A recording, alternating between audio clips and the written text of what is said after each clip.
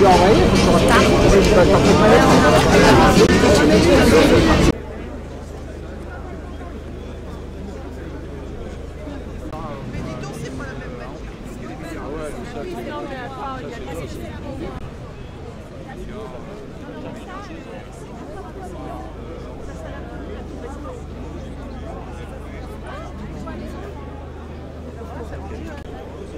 Arrêtez de te prendre la tête.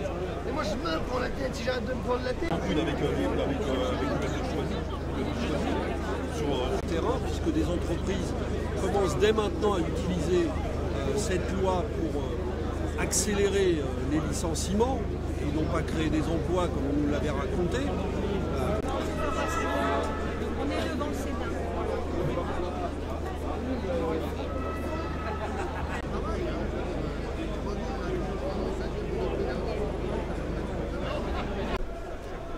Qui a été rappelé que depuis plusieurs mois, les salariés, mais aussi les jeunes, la jeunesse, est largement mobilisée pour éviter cette organisation syndicale. Donc 3 organisations de jeunes, l'UNEF, la FIDEL, les 4 organisations syndicales de salariés, la CGT, la FSU, Force ouvrière, de très fortes manifestations, de grandes manifestations unitaires à Paris. Malgré cela, et malgré un désaccord qui ne s'est jamais démenti dans le pays, avec une majorité de Français, et donc à défaut d'une majorité parlementaire, le Premier ministre de l'époque, Manuel Valls, a de façon scandaleuse pour imposer son projet qui fut promulgué le 8 août 2016. Le gouvernement, avec Valls à sa tête, a fait le choix de la répression, a fait le choix aussi de la criminalisation de l'action syndicale par rapport à ces manifestations. De nombreux militants ont été, en janvier dernier, nous étions rassemblés devant le palais de justice pour fêter une victoire, celle de Laurent Pep, un militant du Val-de-Marne qui était poursuivi par la justice. En parlant de la criminalisation syndicale, de l'action syndicale, un mot pour dire des salariés de Goodyear. Tous ensemble, je rappelle notre exigence, relax, pur et simple, pour les syndicalistes de Goodyear à Melun. Alors je le disais à l'instant, cette loi travail est minoritaire. Elle est minoritaire et toujours contestée. Car elle engendre précarité en cause acquis pour les salariés. Par exemple, la question des heures supplémentaires. Majoration de 10% des heures supplémentaires à partir de la 36e heure au lieu de 25% aujourd'hui. Allongement de la durée du temps de travail réellement progressiste. Ce qu'il faut aujourd'hui, ce n'est pas la précarité, c'est bien le contraire, de manière urgente, l'augmentation. Alors oui, contre la loi travaillien, et d'ailleurs, je vous informe de la tenue d'un meeting régional unitaire le lundi 30 janvier à 18h. Et donc encore un petit rappel pour vous rappeler que le lundi 30 janvier à 18h.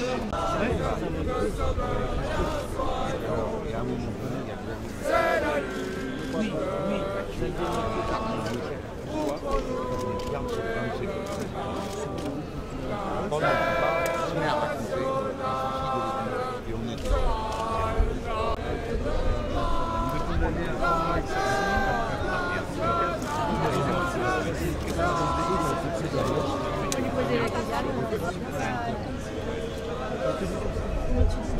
J'ai 2 condamnés à 3 mois avec sursis pour violence, 4, 12 mois avec sursis pour Pour moi, c'est un jugement qui n'est pas juste. Bon, la justice est rendue par les juges et au nom du peuple français, je doute que le peuple français approuve une décision pareille. Vous savez que les personnes concernées avaient retiré leur plainte, n'est-ce pas? Et c'est donc le procureur qui a poursuivi. Le procureur agit dans le cadre d'instructions générales qui sont données par le garde des Sceaux. Par conséquent, le gouvernement est directement responsable de cet appel, de cette décision. Et j'observe que les procureurs font du zèle quand il s'agit de poursuivre des ouvriers mais que quand il s'agissait de poursuivre Madame Le Pen pour en faire des faux tracts contre moi, là, il n'y avait plus personne. Vraiment, je peux dire que, bien sûr, c'est moins grave que de la prison ferme, mais qu'ils n'aillent pas se figurer qu'on est content pour autant. Ce n'est pas juste. Et les délégués syndicaux qui ont agi dans ce cadre ont fait leur travail et je veux leur rendre hommage parce qu'il est probable que sans leur action, les choses se seraient peut-être plus mal passées. Il faut voir des démonstrations d'affection doivent être limitées en période de grève.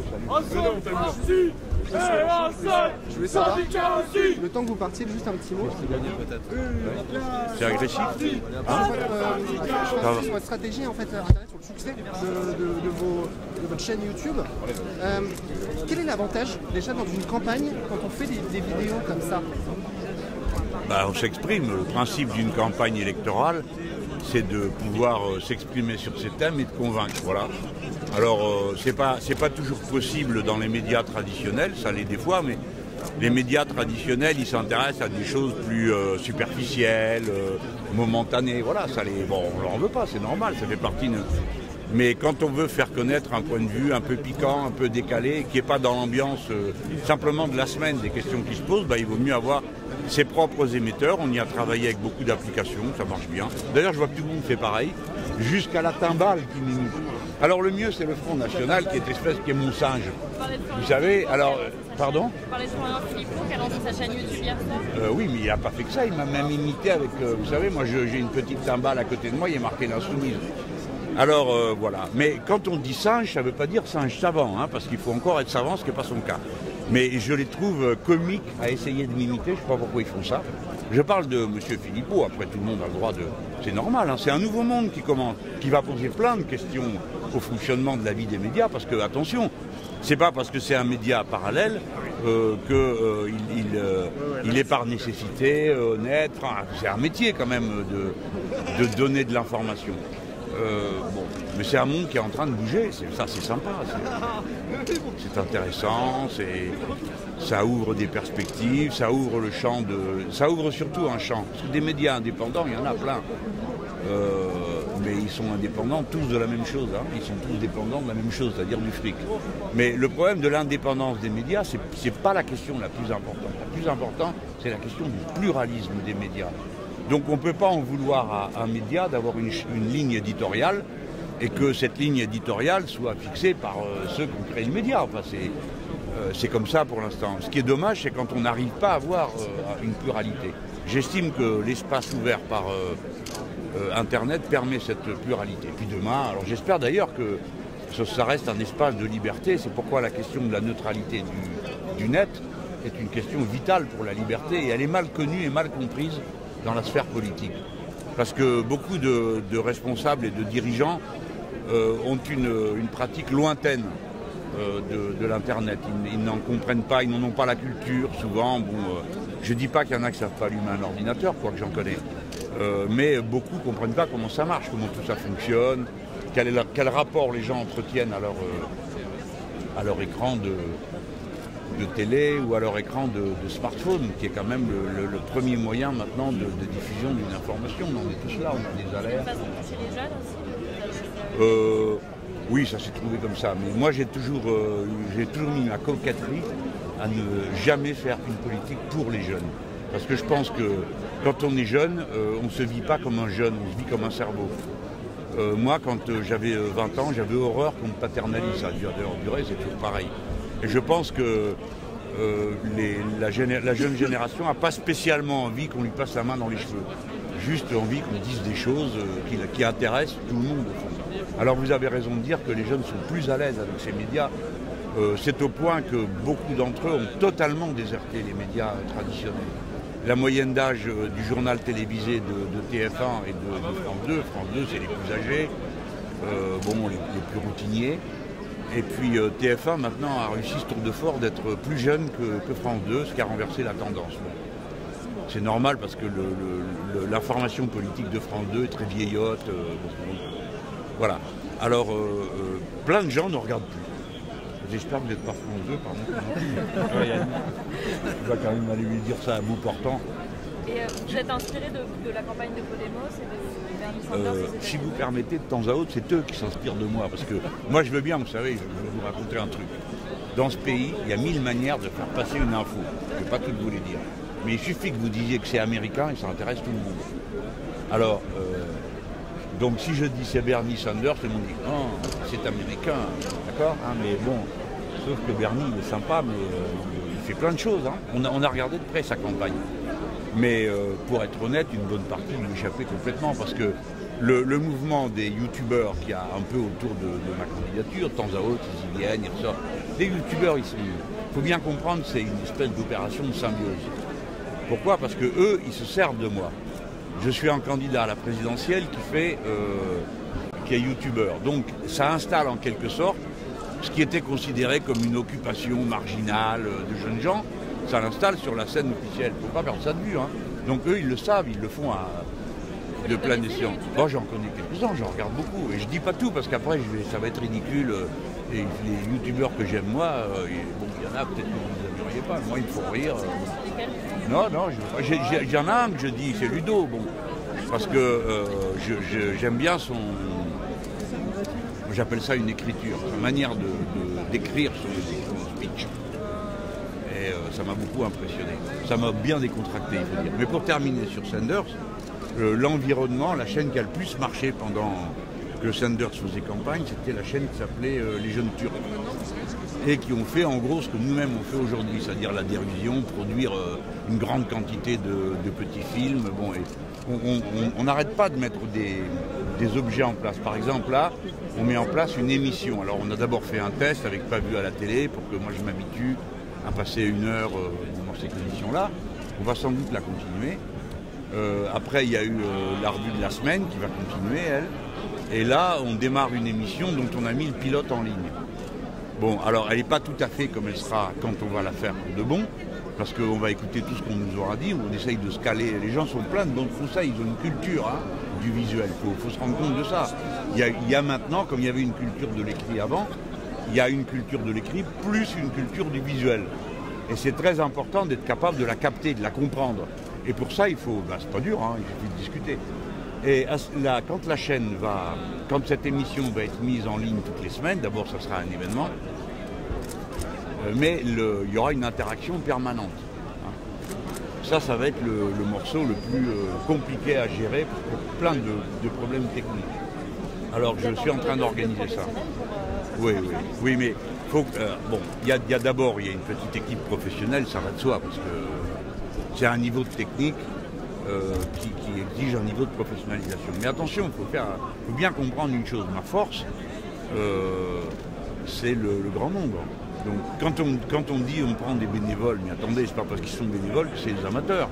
Donc vous avez des professionnels de la télé, dans tous les métiers, le son, l'image, tout ça, qui participent bénévolement à un certain nombre de choses avec moi.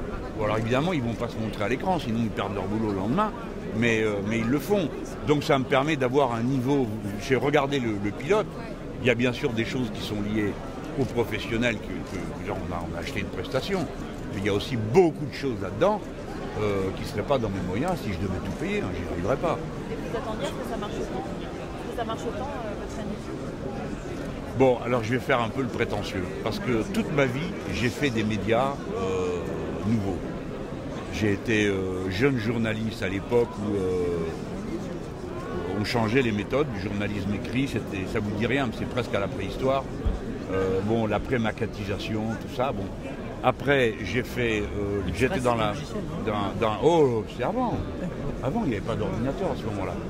Et ensuite, j'ai fait de la presse libre. Là, j'ai pas trop bien réussi, la presse écrite, j'avais vraiment trop peu d'argent. Mais je me suis rattrapé parce que j'ai fait des radios libres, les premières radios libres. J'ai fait une télé libre, on appelait ça tout libre à l'époque.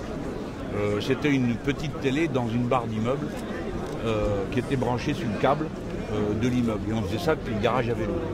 Et puis j'ai fait un gratuit pour le journal du Conseil général de l'Essonne qui a bien marché. Donc je me suis toujours intéressé, je mets mon point d'honneur à dire, je dois être à la pointe des techniques de communication de mon époque. Parce que ce que je fais nécessite continuellement d'expliquer, de convaincre, vous voyez. Donc j'estime que ça fait partie de mon devoir. Il faut que je sache le faire. Alors quand je commence. Bon, le côté décontracté sur le petit divan, là, la revue de la semaine, bon, c'est en voyant faire les autres, ça m'a décontracté. En voyant faire beaucoup Ludo. Puis j'ai plein d'amis qui en font maintenant. Danielle Simonet, elle fait un truc extraordinaire. Il y a aussi, je regardais Sabrina Aurora qui fait des trucs sur la santé. Bon, c'est vraiment pliant, elle arrive des choses. Elle vient vraiment du coup ? Oui, mais c'était une illusion au départ. Je me disais, je vais faire ça, comme ça, j'ai plus besoin de faire mon blog. Et parce que mon blog aussi, je me permets de dire que c'est le premier blog politique ou le deuxième blog politique du pays. Et je me disais, si je fais une petite séquence filmée, pouf, j'ai plus besoin de rester 2h30, 3h, parce que toutes les semaines, je vous crache 30 000, 40 000 signes, c'est beaucoup trop long. Hein. C'est le seul moyen que j'ai d'apprendre mes fiches. Et du coup, je fais et le blog et la télé. Mais honnêtement, j'y suis allé sans me demander ce que ça allait donner. Hein. Je l'ai fait, voilà. Ça a marché. Justement, pour parler de ce message, de la manière de porter votre message aujourd'hui en tant que candidat, qu'est-ce que vous pensez des déplacements de campagne? Est-ce que vous pensez que c'est daté en fait, que c'est... Parce que finalement, les déplacements de caméras, des micros, et vous ne rencontrez plus les Français. Ça, c'est clair. Comment vous vivez ces déplacements? Et il ne faut pas... D'abord, les gens le savent. Donc, le principe de base, c'est jamais mentir aux gens. Enfin, je veux dire mentir raisonnablement, si je peux dire. Hein.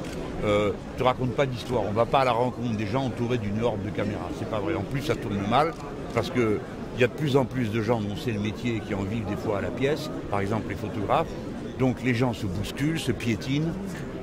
Sur le plan de la qualité professionnelle, ça ne peut rien donner. Vous ne rencontrez plus les gens. On ne voit plus les gens, parce qu'il y a un mur. Et puis des fois ça tourne mal parce qu'on piétine les gens autour. Et moi je suis sensible à ça. Bon. Alors, il y a des choses qu'il ne faut plus faire, ça ne sert à rien. Une déambulation, c'est très peu possible. Mais il y a d'autres choses qui sont essentielles. C'est quoi une déambulation? Expliquez ce que les gens savent. Une déambulation, c'est se balader dans la rue.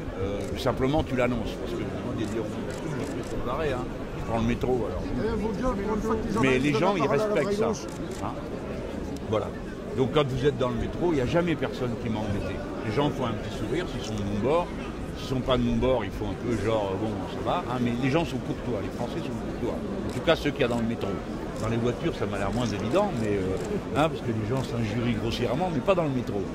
Alors ça, c'est pour dire, quand une déambulation, c'est ça. Vous êtes dans la rue et vous croisez des gens, vous leur serrez la main. Ça, c'est un peu daté. C'était l'époque plutôt années 80. Bon, il y a aussi des trucs qui sont un peu risibles. Par exemple, les candidats qui arrivent et qui disent « machin me soutient ». Alors bon, tu sors ta liste comme ça, bon, mais les gens ils disent oui, mais enfin bon, l'autre c'est un acteur, pourquoi c'est important? Tout ça c'est un peu dépassé. Par contre, ce qui n'est pas dépassé, c'est de faire des réunions publiques et d'être au contact des gens. Parce que faut bien comprendre que la mentalité aussi, elle a évolué. C'est-à-dire les gens qui viennent à une réunion publique, ils viennent pour entendre ce qui se dit à la réunion publique, mais ils viennent aussi pour faire une démonstration de force.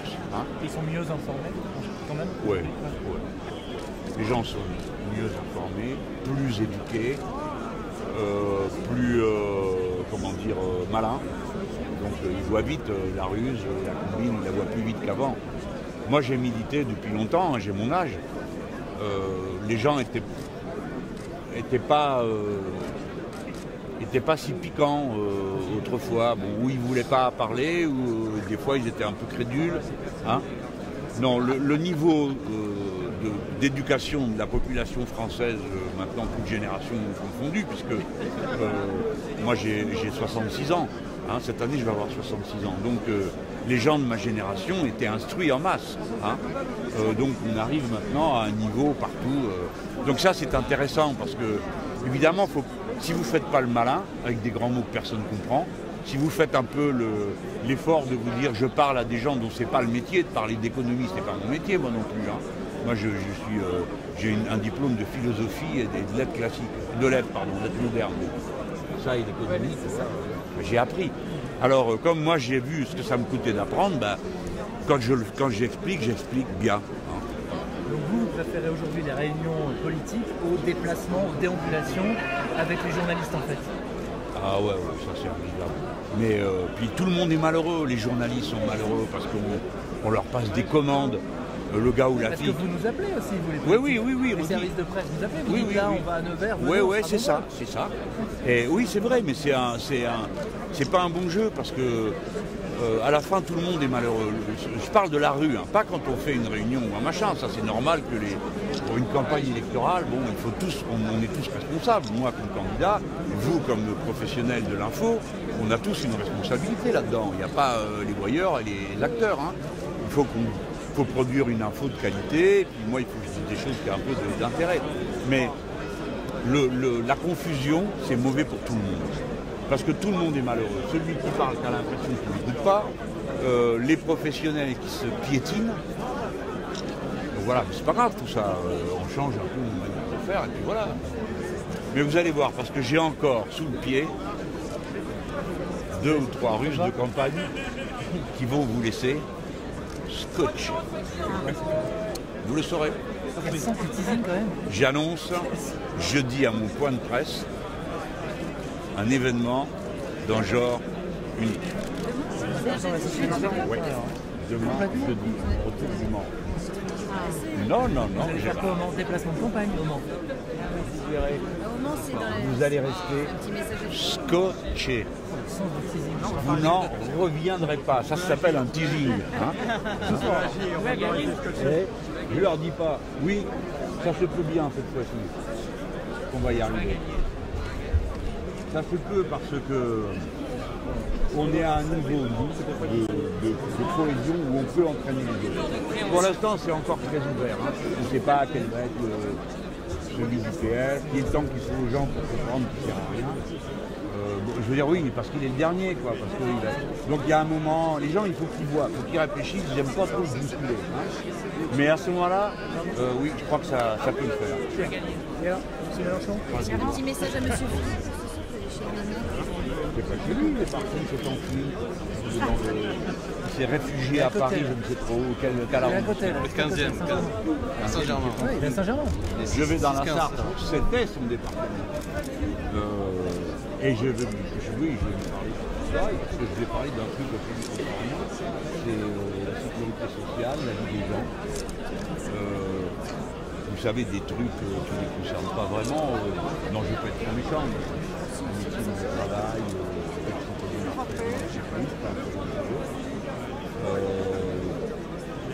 toutes ces choses, la retraite à 60 ans. Moi, ce que je veux faire, c'est...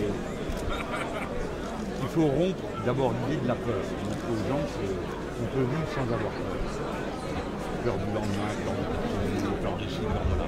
Mais ça ne dépend pas d'eux. Il ne faut pas qu'ils se culpabilisent. Eux, ce n'est pas possible. Eux, c'est une vie pourrie.